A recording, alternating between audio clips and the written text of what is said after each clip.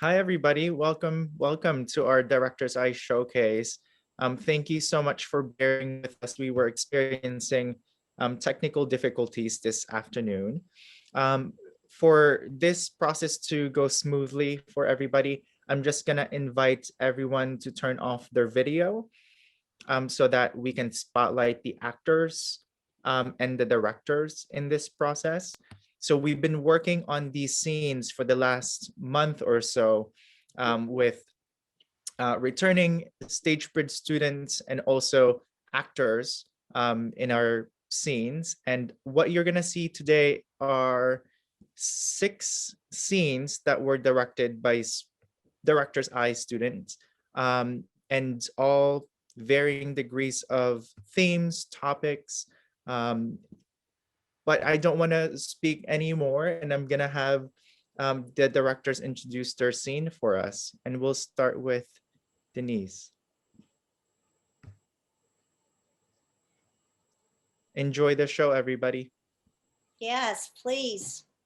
My name is Denise, and I have had the opportunity and privilege to work with 2 non-actors, and this is their first time into the Stagebridge community. The scene is from the play Save Me a Place at Forest Lawn by Lorees Yerby, and the actors are Loretta, who will be playing Gertrude, and Catherine, who will be playing Clara. And now we're going to ready ourselves.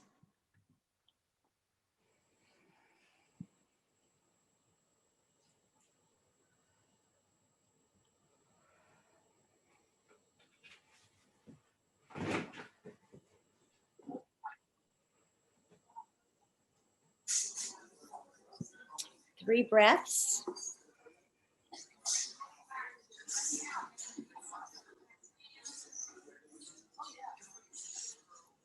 Action.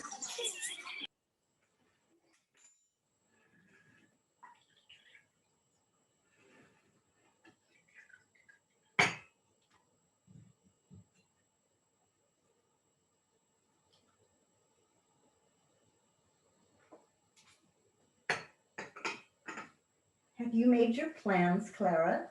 Yes, I have arranged for a place at Forest Lawn. You make it sound so glamorous. It's strange to consider something I've always known that's going to happen. As a surprise, though. It adds to the suspense, my dear, keeps your lifeline taut, and yet it still allows a little room for plans. Have you made yours? I thought, I want to be cremated. Don't be old-fashioned. Who's old-fashioned? I'm thinking of space. The world hardly has room for the live ones, let alone the dead. My goodness, Clara, have you no consideration for others? I did. But if old age affords anything, it's thinking of oneself. Besides, we owe it to the ones left behind. If they can't see heaven, at least they can see green grass and flowers, a day in the country.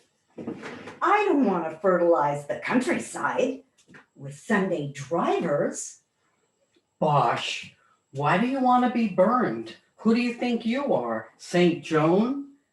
People will think you had the Black Plague or something. Oh my, You do believe in heaven, don't you? I think so. Thinking won't get you anywhere, Gertrude. Think is the sister of wish, and wishing is for children. Do you think I'm wishy-washy? Well, now, let me think. No, probably deep down you aren't at all. Who cares about my deep down? Am I wishy-washy or am I not? Well, now, Gertrude, I'm trying to be fair. Do you want a hasty judgment or a correct one?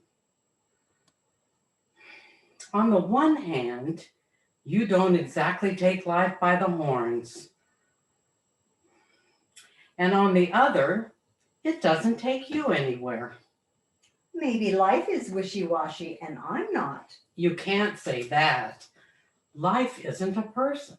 Oh, you're so right, Clara, and neither is death, is it? I mean, all that devil nonsense.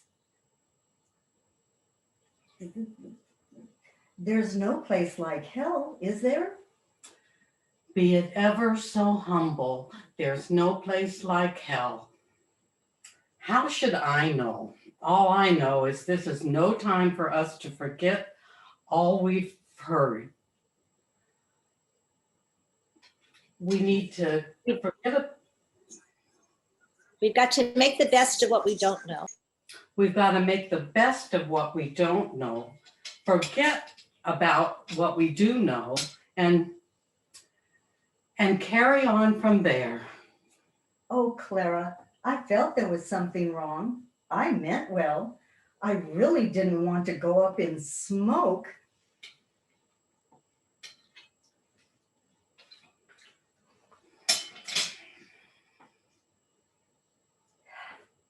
I feel so relieved. I'm going to revise all my plans. If you'd like, you can come with me today. I'm going to arrange for my crypt. What trip? My crypt. Shh, how should I know you were getting a crypt? I thought there was room for you next to Charlie. There is, and you can have it if you like. I'm striking out on my own. I'm going to have a crypt in my own mausoleum. Mausoleum? Listen to her. A crypt underground isn't enough. She wants a mausoleum. Bosh, why do you want to be burned? You can end up in a plastic urn if you want. Bah, you can end up in a plastic urn if you like, but I'll be damned if I'm going out of this world in the same shoddy way I entered. You're gonna rot in hell. Clara, I don't care how you're going to rot it. Look at you. 2 minutes ago, you were Gretel trembling at the oven door. And now you're clucking and scolding like a bantam hen. I was pretty unpredictable in my day. Bah, let's finish up and go. We're making spectacles of ourselves. Ah, good for him. Oh, dear. That's what they need, spectacles. They think they can shut us up with an old age pension. They don't even like to see us take our nourishment. But I keep coming back here day after day just to show them what it's like to want to keep going after the ball is over.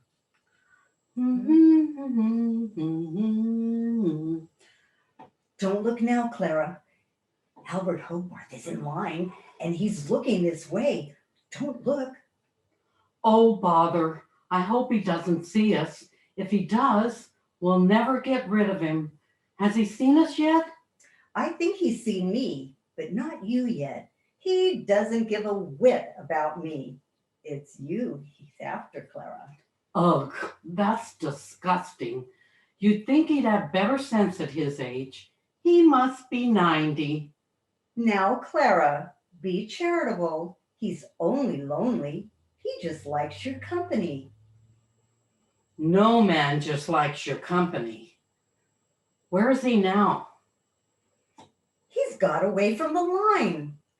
Oops, I'm afraid I've lost him. I can't make out faces up close.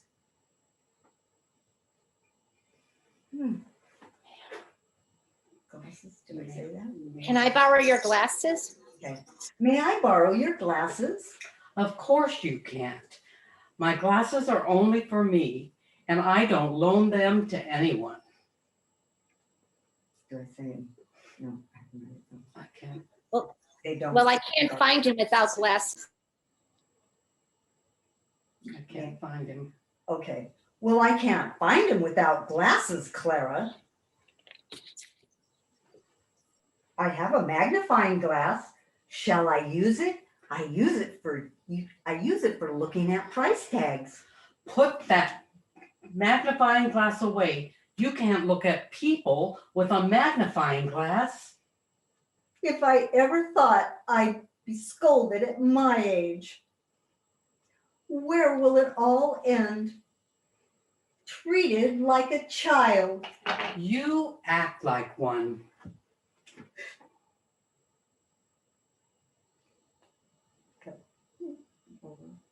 Yay, we can go back to the audience now and turn off your video. Thanks. Thank you.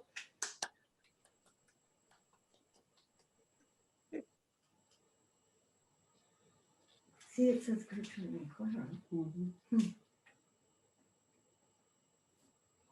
I take off the? We were just supposed to leave completely. We're not going back.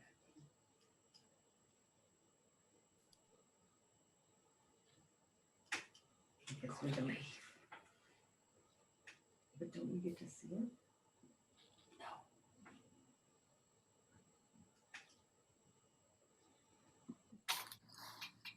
The next scene is a scene from Rabbit Hole by David Lindsay-Abaire, directed by me, Lynne Hollander, and featuring Ellen Sprecher as Becca and Bill Liebman as Howie. When the scene opens, it is late Sunday morning in Becca and Howie's Larchmont living room. Both are still grieving the loss of their 5-year-old son, Danny, who ran into the street after his dog and was hit by a car. Since the accident, 8.5 months ago, Becca has withdrawn emotionally. She is uninterested in sex, in having another child, in going back to work, in having any reminders of her loss. Howie, on the other hand, is going to a therapy group and cherishing the mementos of his son. He watches the videos of him again and again. Howie has just tried to watch one of the precious tapes, but it appears to be a documentary about tornadoes from beginning to end. Actors, take your places, please.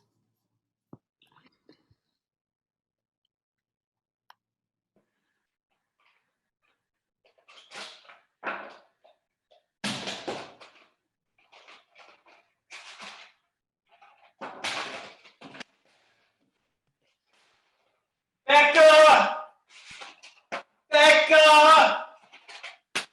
What's the matter? What did you do here? Oh, for Christ's sake! What's the matter? It's Danny's tape.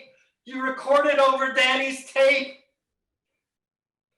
No, I didn't. Pride and Prejudice is on that tape. We were watching it last night. Oh. I switched them. What? I watched Danny's tape later, after you went to bed. Why didn't you take it out of the machine? Why didn't you check to see what was in there? We assumed it was the TV tape. Oh, Jesus, Becca. It was one of the baby videos. No, it was the most recent, the long one. The park was on it, and Mexico, How was I supposed to know you snuck down here? and Christmas. I thought it was the TV tape. Oh, it wasn't. I know, Howie. So it's gone. The whole thing. I'm sorry. It's the only copy, Becca. Well, I didn't do it on purpose. Are you sure? What does that mean? You think I recorded over Danny's tape on purpose? I don't know. You don't know? I should have taken it out. Why would I deliberately record over it? I don't know. Why would I? I don't know. You took the paintings off the fridge. Danny's paintings. To save them, I put them in plastic And shoved them in a box. for safekeeping. Okay. I didn't throw those paintings out. I know you didn't. You think I didn't want that tape? I don't. Of course you did. Obviously, it wasn't on purpose, but What? maybe subconsciously. Subconsciously. Is that what your group is telling you? How I'm doing things subconsciously? You're trying to get rid of him. I'm sorry, but that's how it feels sometimes. Every day it's something else. It feels like you're trying to get rid of any evidence that he was ever here. I didn't know that tape was in there. I'm not talking about the tape, not just the tape. And the paintings are downstairs in a box. You can look at them whenever you want. Oh, the clothes, his shoes. We don't need all that stuff. Why would we keep it? You're wanting to sell the house. We already talked about that. Taz. Sending Taz to your mother's. Well, there was a lot going on, Howie. We couldn't deal with the dog. I was fine with the dog. I was the one walking him. Well, he got underfoot. And he was a reminder. Yes, he was a reminder. So what? I want one less reminder around here. That's perfectly normal. Yeah, and since you never wanted the dog to begin with. Oh, for God's sake. Well, if I hadn't bought the dog. And if I hadn't run inside to get the phone, or if I had latched the gate. I left the gate unlatched. But I didn't. Check it. I'm not playing this game with you again, Howie. It was no one's fault. You're not even the dog's. I know that. Dogs chase squirrels and boys chase dogs. You're telling me or yourself? He loved that dog. Of course he did. And you got rid of him. Right. Like I got rid of the tapes. I get it. It's not just the tape. I'm not talking about the tape, Becca. It's Taz and the paintings and the clothes, and it's everything. You have to stop erasing him. You have to stop. You have to stop it. Do you not know me at all, Howie? Do you really not know how it would be utterly impossible to do that? Erase him? No matter how many things I give to charity or how many art projects I box up, do you really think that I don't see him every second of every day? And okay, so I'm trying to make things a little easier for myself by hiding some of the photos and giving away the clothes. But that doesn't mean I'm trying to erase him. That tape was an accident.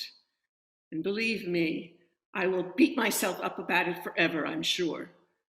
Just like everything else I could have prevented and didn't.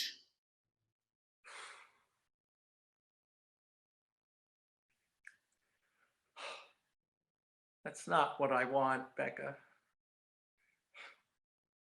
Oh, No? that's not what I'm talking about. No? Because it feels like it is. It feels like I don't feel bad enough for you, that I'm not mourning enough for your taste. Oh, come on, that's not what... You're mourning in the right way. But let me just say, Howie, my grief is just as awful and real as yours. I know that. And you're not in a better place than I am. You're just in a different place. And it sucks that we can't be there together with each other right now. But that's just the way it is. His stuff is all we have left. That's all I'm saying. And every bit of it you get rid of. And that. You don't want to let go of it. I understand, Howie. Do you? Do you? This isn't, something has to change here because I can't do this like this. It's too hard. It's too hard. And I want the dog back. Your mother's making him fat. I want the dog back. Why don't we just wait until the house? I don't want to. How much more do we have to lose? I miss the dog. I'm sorry, but I miss him. I want him back.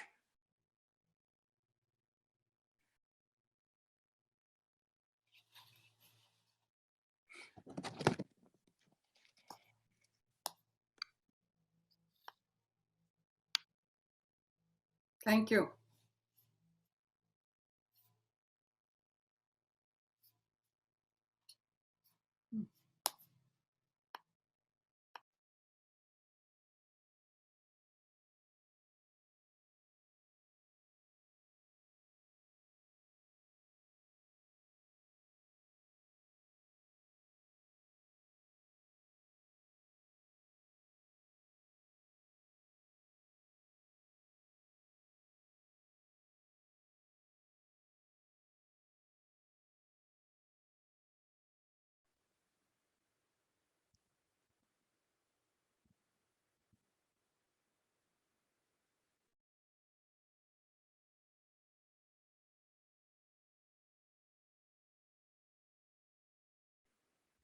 We might be having technical difficulties with the next scene with one of our director, Paula.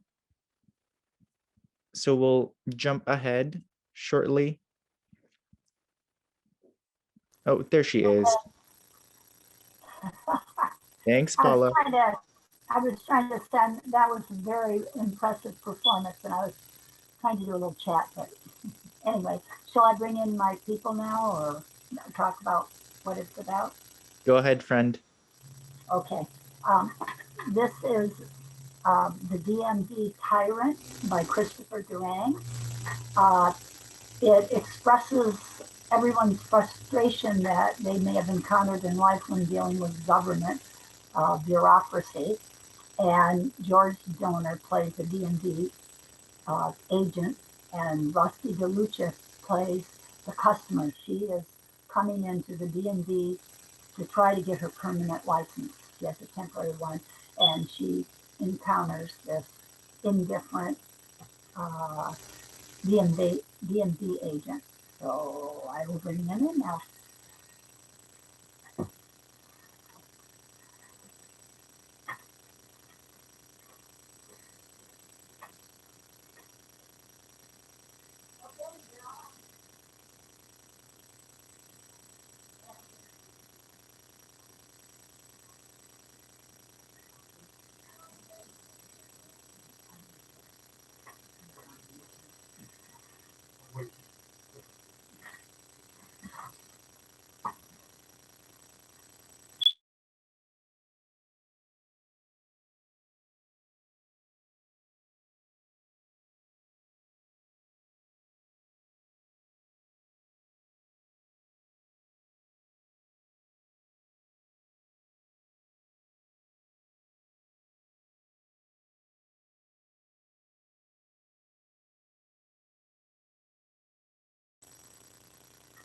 All right. You got to do your camera.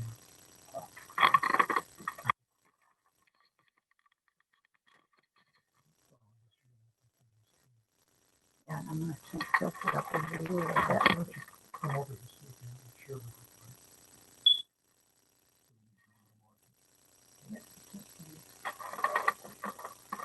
well, actually,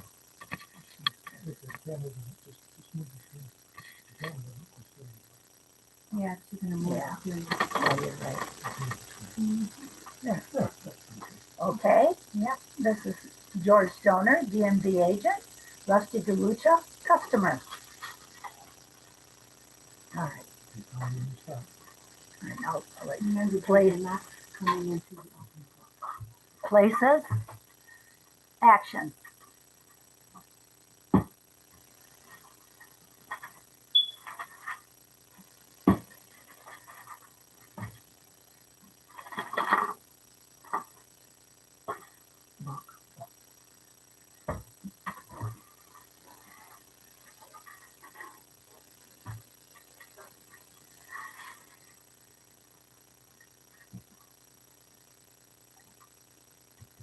Is this window number 7? Yes. I'm afraid something rather complicated has happened with my driver's license. Sorry to hear that. What happened?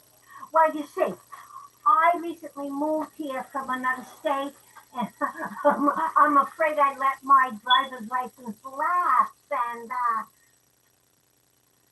Yes. I could wait until you're finished with that. Oh, I don't think so. It's a very long book. But are you listening to my problem? I can read and listen at the same time. Go on.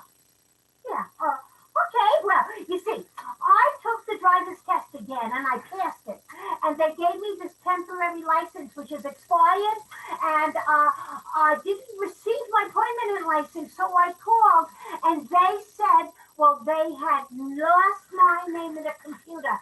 So they couldn't give me a permanent license because they had no record of my having taken the driver's test, even though I had taken that driver's test again and passed it.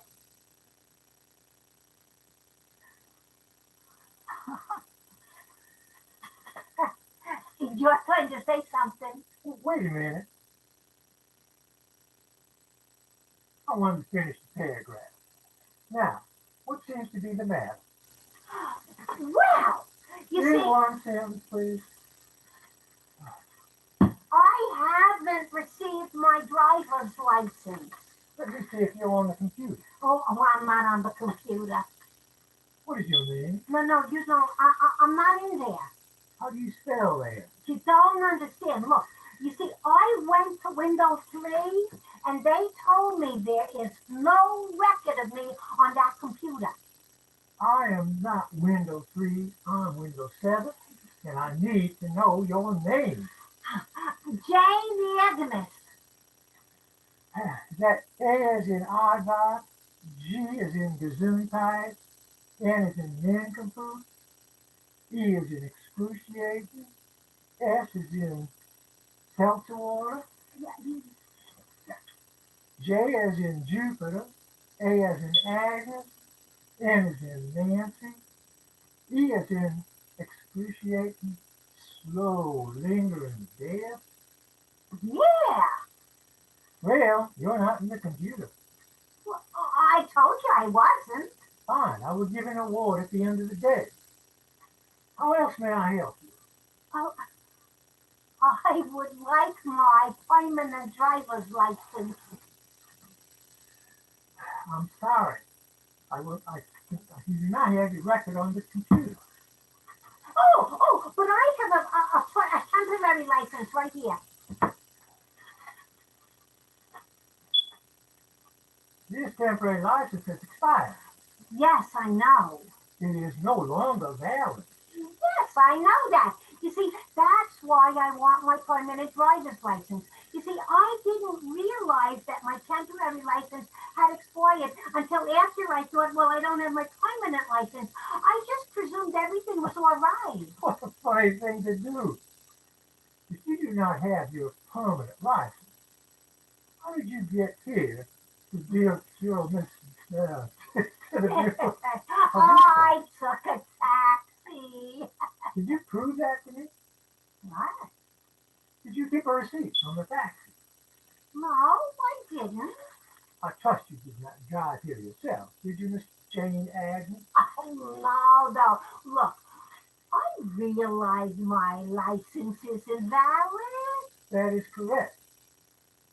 Your license is invalid. Good morning. But you're not helping me. How may I help you?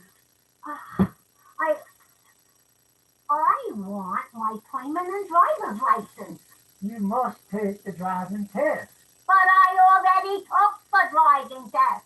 I have no record of that. Well, that's because some schmuck lost it in your computer. Kindly do not speak Yiddish to me. If you wish to take the driving test, go to window 4. I don't want to take the driving test again. Well, when did you take the driving test before? It's right there on my temporary license. It's the same date. January 3, 1888, The Division of Motor Vehicles did not even exist in 1888. See that? Obvious. This is a typo. Look, clearly they meant 1988, eh? I'm willing to agree with you that it is most likely a typo. You see, I don't stick to the rules on everything. I am human. What is your name again? Agnes Jane. Is that A as in aardvark, G as in gesundheit? Agnes Jane! Let me see if we have a record of you on the computer. You don't! You don't! I told you, you don't! Why are you shouting at me? When I'm shouted at, I do not feel like cooperating. But you haven't been cooperating. I have been cooperating. If I hadn't been cooperating, you would have been shouting at me much earlier than this. I want my driver's license. Well, you can't have it. You're not on the computer. But that ain't my fault. And it's not my fault. We are both blameless. Isn't that nice? You are not helping me. I am doing everything in my power. But don't you have some other powers that you're not using? Couldn't you, for instance, just type my name into your computer and send me my license? No. Only the secretary at the driving site can do that. Well, what if the secretary forgets to do that? Can't someone else do it for her? If the secretary at the driving site test is willing to write a note stating that she has forgotten to type your name and your results into the computer, then I can I can type your name into the computer, and then we will fire her. You want her to lose her job? No! I want you to lose your job!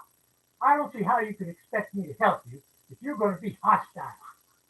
Look, can't you suggest one thing that I could do to solve my problem?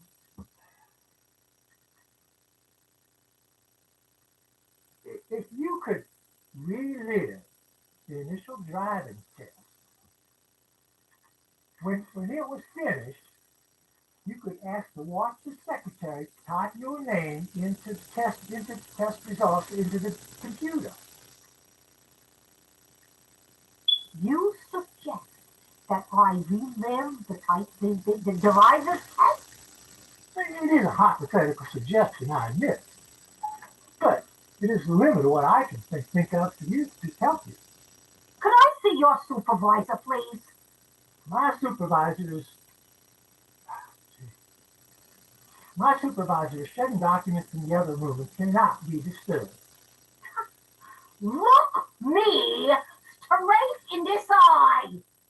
I want you to tell me what I should do to solve my problem. And I want you to tell me right now.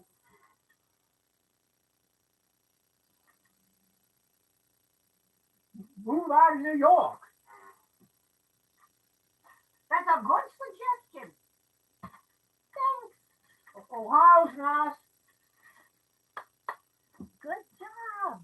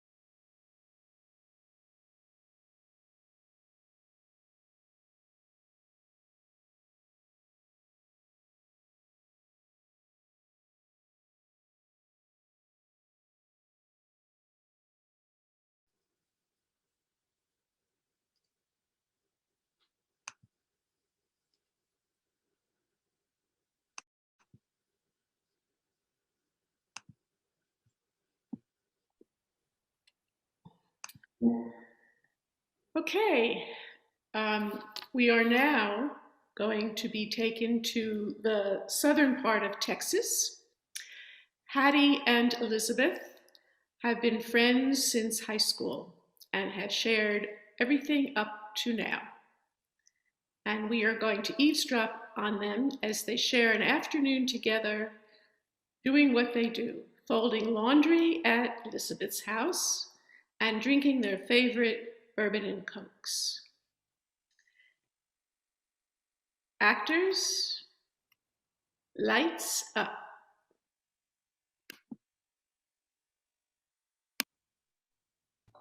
Oh.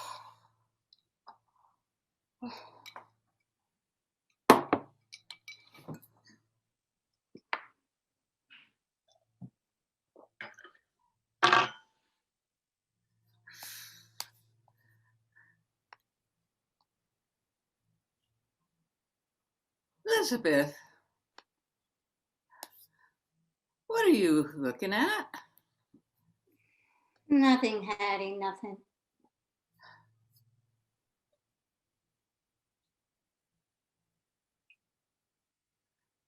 What's the matter with you? You're doing it again, staring out at that hill.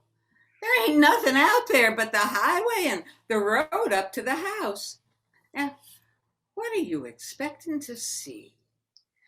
I was hoping to see a 1959 pink Thunderbird convertible come over that hill. You've got tears in your eyes. Don't you tell me nothing's the matter. What is it? Roy's been gone for 2 days. Ever since he got back from Vietnam, he can't seem to get nothing started. He says he's looking for something. I just want him back the way it used to be. Elizabeth, he's always been wild and unmanageable. I don't want to manage him. I don't want to break his spirit. That's why I married him. His spirit. Roy Calder wasn't going to take any crap from anyone or anything. He and Wayne Wilder were going to shake up the world. Need I remind you that Wayne Wilder is currently serving 5 to 10 for car theft? Roy's different than Wayne. I wouldn't be so sure. I just wish I knew he was safe. He could be hurt. Or he could be with another woman. I hope that's all it is. Elizabeth, how can you say that? Any man worthwhile is gonna look at other women. That's natural. And sometimes they wander a bit. A bit? That man's done more wandering than Lewis and Clark. You're exaggerating. Last year, he took off for 5 days. Yeah, he had himself quite the time. You mean he told you what he did? Oh, sure. Well, you never told me. No, But I'm your best friend. You're supposed to tell me everything. it was different then. We had a fight, he left in a huff, drove off to El Paso, picked up a girl hitchhiking. What was her name? Hattie, how should I know? She was a hitchhiker. A little tramp, probably. A little hippie road slut. What'd she look like? Blonde. A little blonde hippie bitch that never washed or nothing, I'll bet. Weren't you mad? Yes. Didn't you want to kill him? Yeah. I would have. I just thought he needed to get something out of his system. For a while, it seemed to work. I'll tell you, it's that damn car. When he gets in it, he thinks he's young and free again. I remember Take that car away from him. the first time he drove into town with that car. So do I. He worked 2 years, summers and winters, for the down payment. only slightly used. Roy and Wayne drove right through the center of town.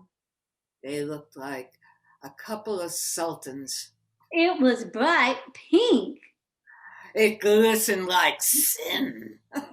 I remember I was coming out of the drugstore with an ice cream cone. What flavor? Vanilla. And the sun off the hood was blinding. I couldn't even see the car. Then it passed through one shadow and I saw it for the first time. It was beautiful. And Wayne hardly even knew me then, but he waved and I dropped my vanilla cone right there on the pavement. And I knew he was the one. Yeah. All through high school, we double dated. Remember drive-ins, Hattie? I sure do. More like wrestling matches. One couple would get the car one night. The other the next. We drive around and then go make out. Wayne and me, we didn't even drive around. God, I want them back. What I wished that I could have, that this was 10 years ago, and Roy was coming to pick me up in that pink Thunderbird.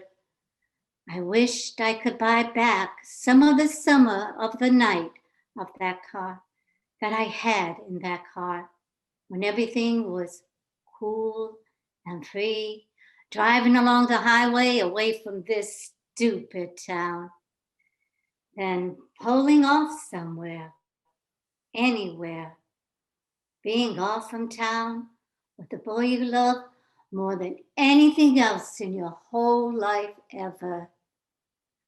I remember us making love for the first time, real slow and gentle. What I wouldn't give for another night in back seat of that Thunderbird. They took a lot of girls out in that car.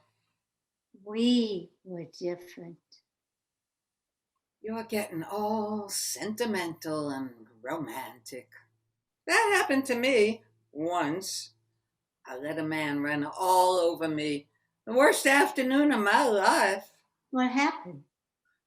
It was right after high school graduation. Wayne told me he was jilting me. You and Roy was getting married, and Wayne Walker was jilting me. Hit me like a ton of bricks. I went back out of behind the girls' gym and cried.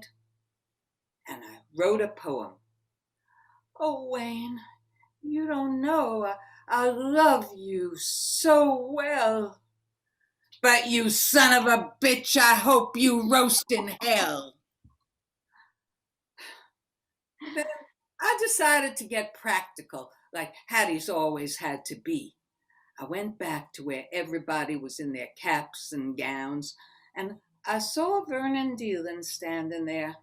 He'd just been fiddling under some car hood, and even in his cap and gowns, his hands were dirty.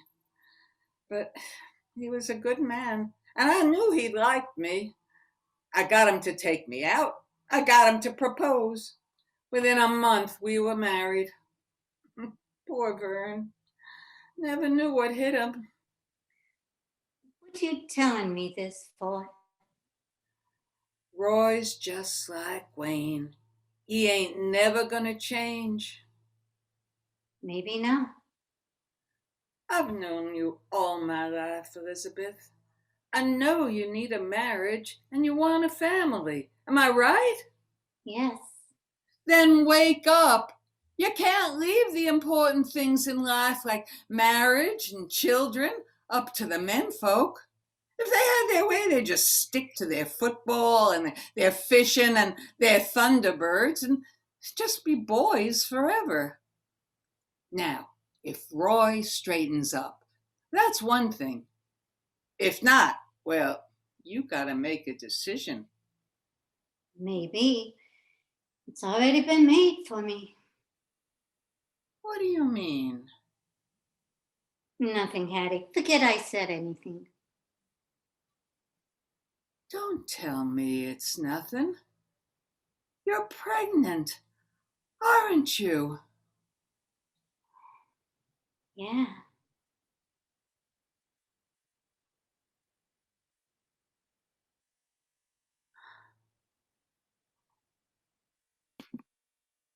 I forgot to tell you that Elizabeth is being played by Sharon Gambill and Hattie by Lynne Hollander. And the name of the play was Laundry and Bourbon by James McClure. I forgot to return. Put my name.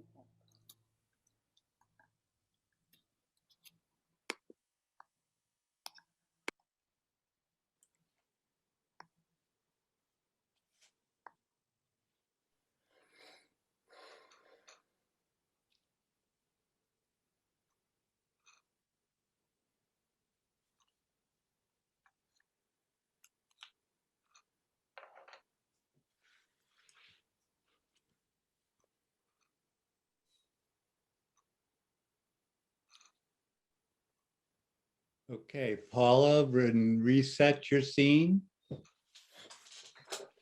Oh.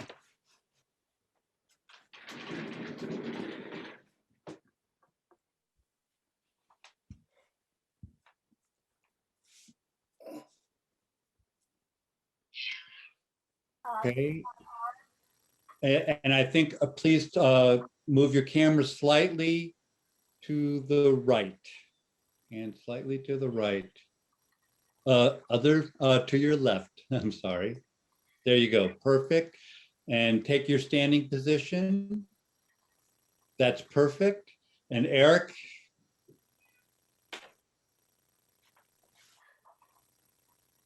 Very good, and seated. Thank you everyone for joining us. This is The Gin Game by D.L. Coburn. I'm Jeffrey Weik, I directed this scene. Fonzia is played by Paula Mezynski and Weller by Eric McGill. In this play from 1977, Fonzia and Weller met in a retirement community and bonded playing cards. However, as Fonzia continues to win, Weller reacts with anger and is unable to face what is perceived to be a lifelong situation of failure. Soon, a much needed friendship unravels. This is The Gin Game, Act 2.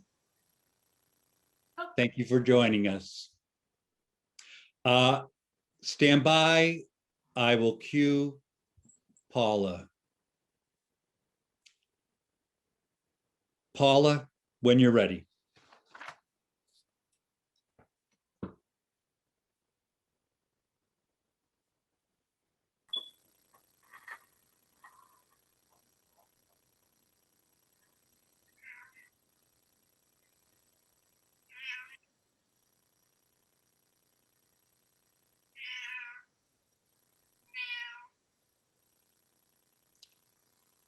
Eric?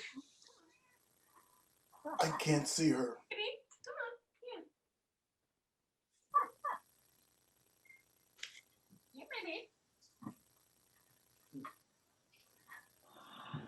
Oh, here, come on. Come on, sweetie. Here's your chair. Here you go. Eric, you're just gonna have to begin because she's on.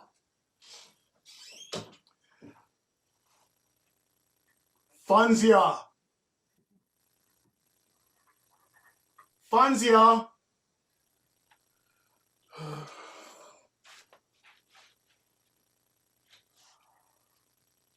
Fonzia. What is it, Weller? I want to talk to you. I'll be in a little while. Why don't you just go on? I'll just sit here and wait for you. Weller, I just want to be alone for a while. I don't want to disturb you. I'll just sit here and wait. No, Weller, you're right.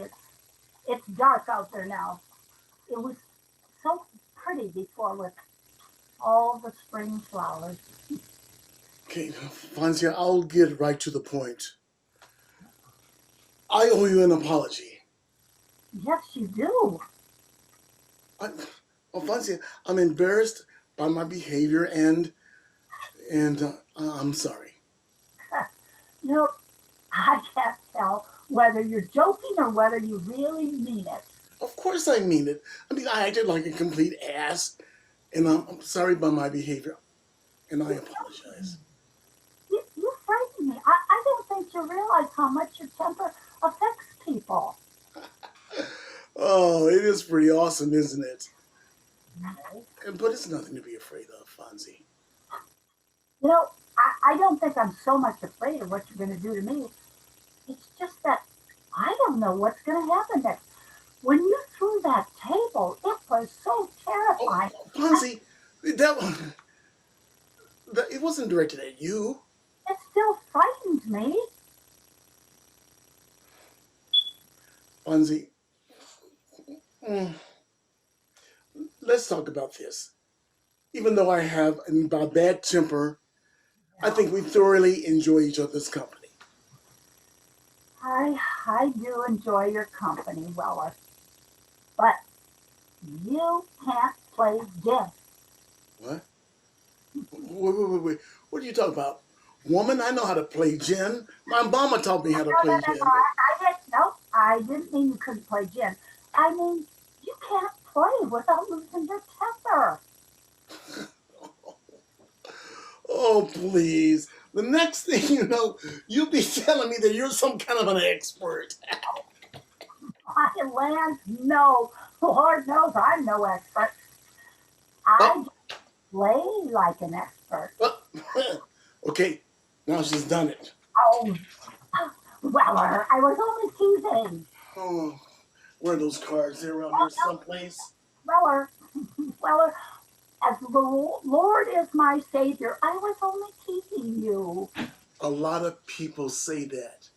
They say that they're teasing when they mean exactly what they meant. They say they're just kidding. Okay, here's the car. Where's my notepad? Now, Weller, someplace. nope, Weller, I am not going to play any gin with you. Come on, Bonzi, it's around here someplace. No, I mean it. Here it is. I found it. No, I mean it. Okay, fine. So why don't you go back with those old bastards in that room there? You shouldn't talk that way about them. I mean, you're part of this whole thing here too, you know. Yeah, but I'm a part of it that's still breathing. I mean, this place is nothing more than a place for the intellectually and emotionally to go dead to go and die. Oh, God, you are cynical. No, what are you talking about? I'm not being cynical. It's the truth. Well, I'm sure glad I don't look at life that way. I mean, it's only the mercy of God that we are able to get around a little more than they are. They're just sick. That's all. Sick. Then I'm half as sick as the ones who put them here, or a third as sick as the ones who's supposed to be taking care of them. Oh, what side of this are you on anyway? You know what? I think that sometimes you like to fight. Come on, Fonzie, what are you talking about? Yeah, and you have a horrible temper and a sarcastic streak. Okay, if I were you, I wouldn't be talking about that. What's that supposed to mean? Oh, well, neither one of us are really popular on Visitors' Day. Oh, I see. No one visits me, so I'm an evil person. You ever hear of Ty Cobb? Play baseball. Right. Ty Cobb played baseball. He played baseball for 24 years. Do you know how many people showed up at his funeral? No. 3. Now, Ty Cobb must have been something less than a warm, loving human being. You think? Maybe. Well, he had 3 more people show up at his funeral that will show up than we had visitors. And what are you driving at, Weller? When was the last time your son visited you? I told you. He lives in Denver. You understood that. Then why aren't you in an old age home in Denver? Why hasn't your son showed up here to make sure that you're okay? That they're taking care of you? Why isn't he come to visit you? I don't want to talk about this anymore. Dance class is on tonight. And you know what? I think I'm going to go in there with them. Fonzie! Wait!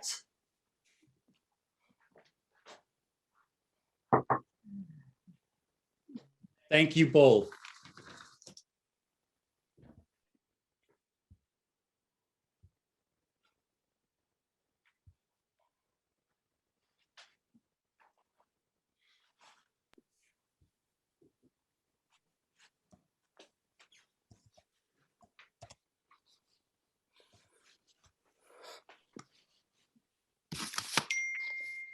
Hi, I'm Sharon Gambill, and I'm not Elizabeth this time. And the play that I chose to do a scene from is Vanya, Sonia, Masha, and Spike by Christopher Durang. And my actors are Jeffrey Weik as Vanya and Barbara Zutzi as Sonia. Actors: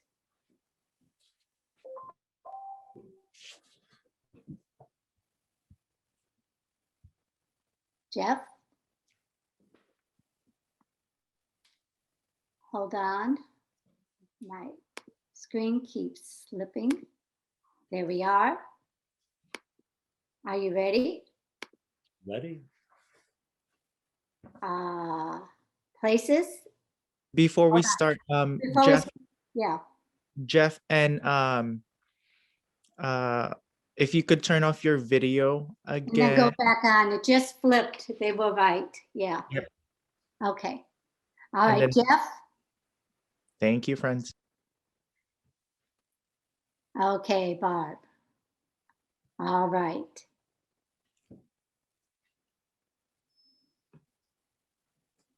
Okay. Actors, take your places. You've got this. Good luck.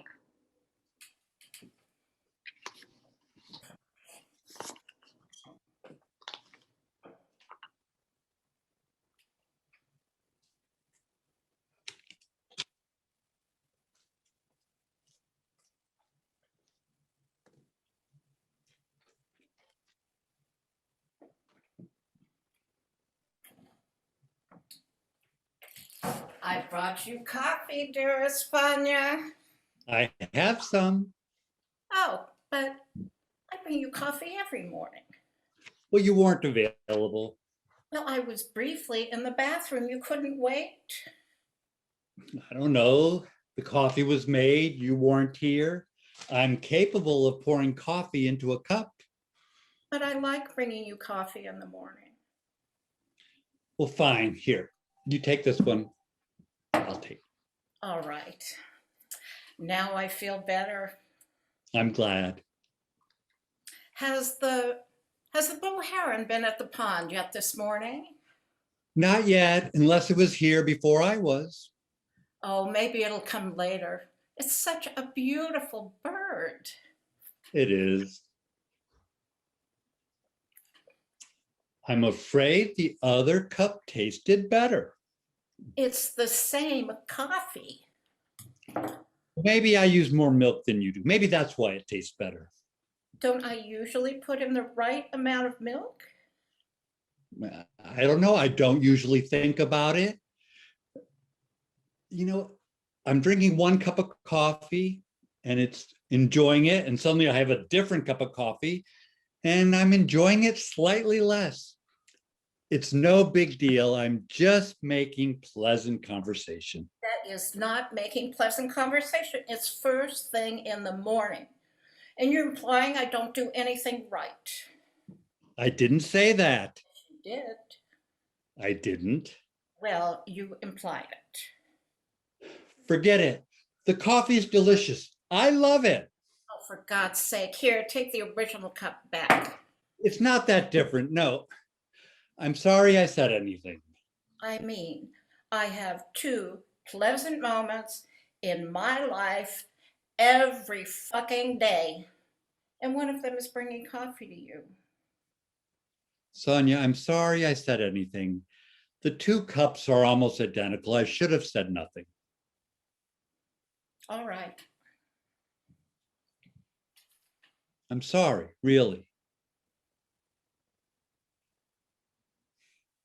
Is this how you're going to be today? I'm sorry. No, it's all right. It's just that I had bad dreams last night. I dreamt I was 52 and wasn't married. Were you dreaming in the documentary form? That is not funny. Really? I thought it was. I mean, you're 52, you're not married. Whose fault is that? Is the answer supposed to be me? Oh, there is no answer. And if I pine for you, that's my business. Don't pine for me. That's ridiculous. I'm 57 years old and I march to a different drummer. Why must you march to a drummer at all?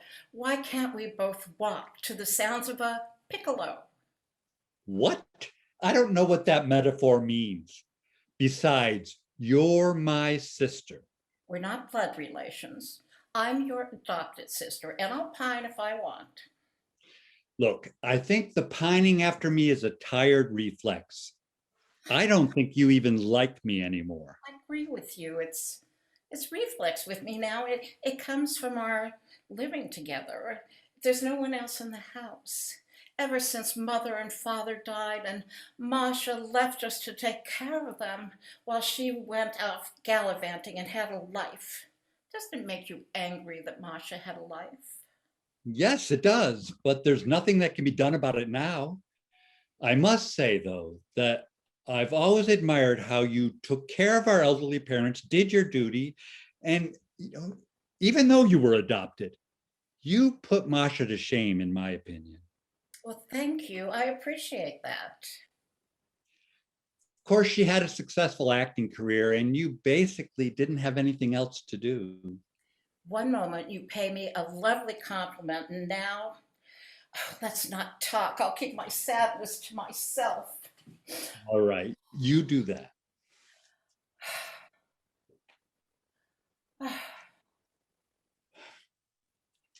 Your sadness is very heavy this morning, Sonia. Can you lighten it any? No. Could you go to another room?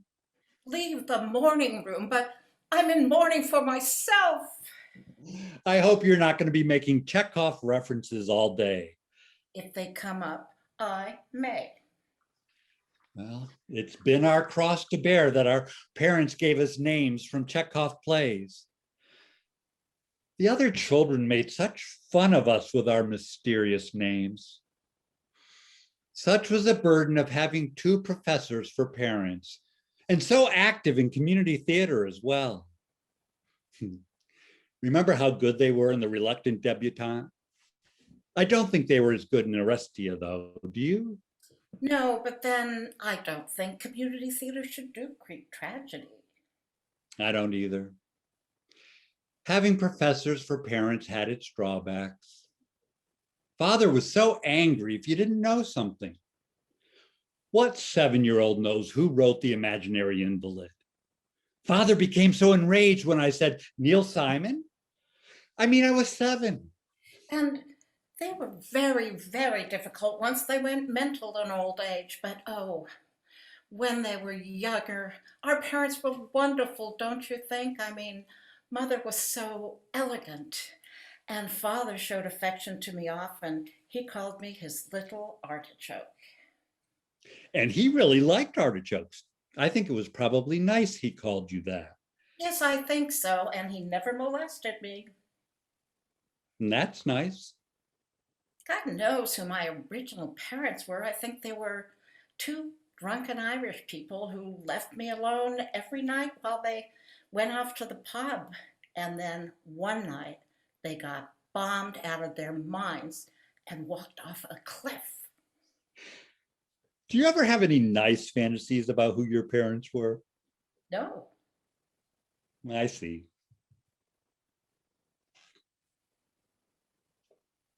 This has gone quite cold now.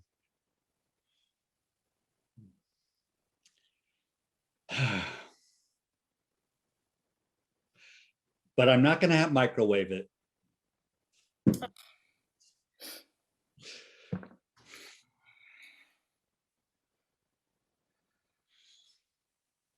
It's comforting having a pond to look at, isn't it? Pretty. Yes, I do hope the blue heron will come later. I hope so too. It's like a good omen. Yes, but it eats frogs, so it's not a good omen for them.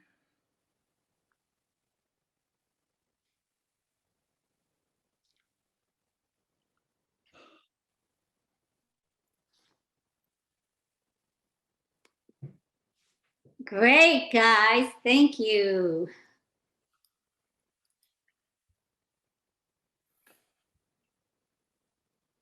We all get to come back on? That is it for our Director's Eye Showcase, everyone. I'm going to invite everybody to come back on. Lovely, lovely, lovely work, everybody. Congrats on your showcase and having your work be broadcasted to your family, friends, and colleagues.